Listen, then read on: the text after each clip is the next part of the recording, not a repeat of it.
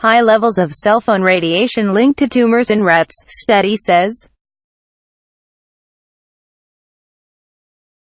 Male rats exposed to very high levels of the kind of radiation emitted by cell phones develop tumors in the tissues around their hearts, according to a draft report by U.S. government researchers on the potential health risks of the devices.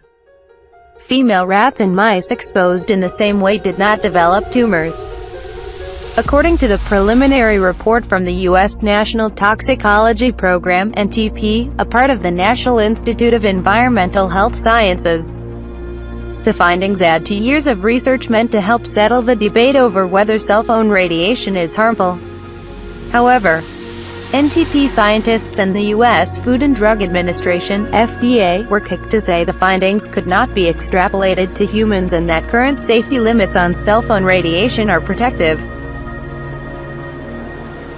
The 10-year, $25 million studies, the most comprehensive assessments of health effects and exposure to radiofrequency radiation in rats and mice to date, to raise new questions about exposure to the ubiquitous devices.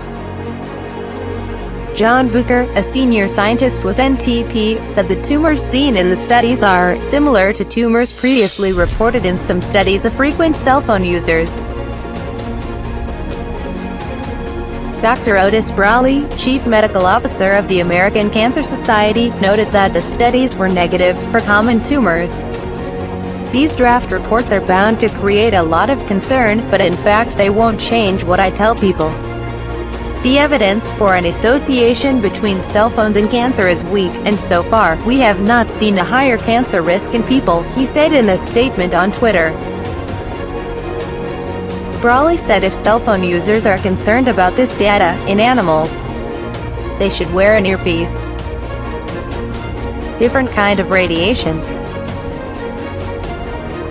Unlike ionizing radiation such as that from gamma rays, radon and X-rays, which can break chemical bonds in the body and are known to cause cancer, radiofrequency devices such as cell phones and microwaves emit radiofrequency energy, a form of non-ionizing radiation.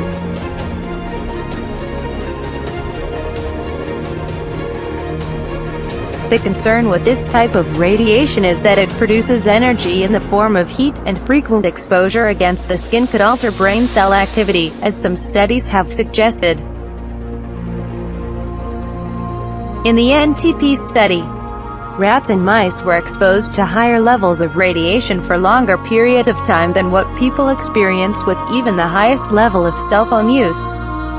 And their entire bodies were exposed all at once, according to the draft report. Cell phones typically emit lower levels of radiation than maximum levels allowed, the draft report said. NTP, a part of the National Institutes of Health, will hold an external expert review of its complete findings from these rodent studies on March 26 to 28.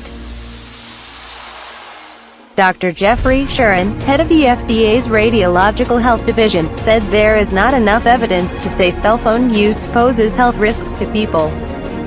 Even with frequent daily use by the vast majority of adults, we have not seen an increase in events like brain tumors, he said in a statement.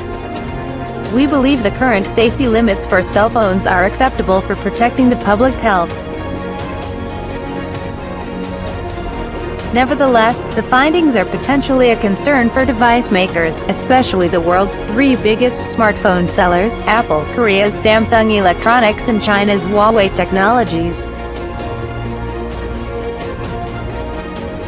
The CTIA, the trade association representing AT&T, Verizon Communications, Apple, Sprint Corp, Dish Network Corp., and others, said on Friday that previous studies have shown cell phone RF energy emissions have no known health risks. We understand that the NTP draft reports for its mice and rat studies will be put out for comment and peer review, so that their significance can be assessed, the group said. Samsung and Apple did not immediately respond to requests for comment.